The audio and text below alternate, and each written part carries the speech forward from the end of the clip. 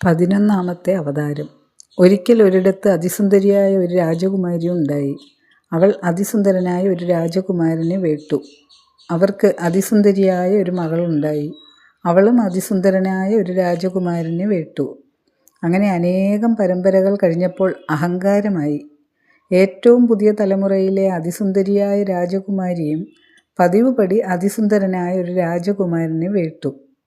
പക്ഷെ അവർക്ക് ജനിച്ച ആദ്യത്തെ ശിശു അതിവൈരൂപ്യവും രാക്ഷസീയ ഭാവവും ഉള്ളതായിരുന്നു. ഇതെന്തുകൊണ്ട് എന്ന് മഹാപണ്ഡിതന്മാർ അവസാനമില്ലാതെ അഹോരാത്രം തർക്കിക്കെ ആ നവജാത ശിശു എഴുന്നേറ്റ് നിന്ന് അവരോടെല്ലാവരോടുമായി പറഞ്ഞു, ഞാൻ അവതരിച്ചത് എൻ്റെ കുലത്തിൽ എനിക്ക് മുൻപ് ജനിച്ചവരുടെ സൗഭാഗ്യം ആരുടെയും തറവാട് സ്വത്തല്ലെന്ന് ബോധ്യപ്പെടുത്തി തരാനാണ്.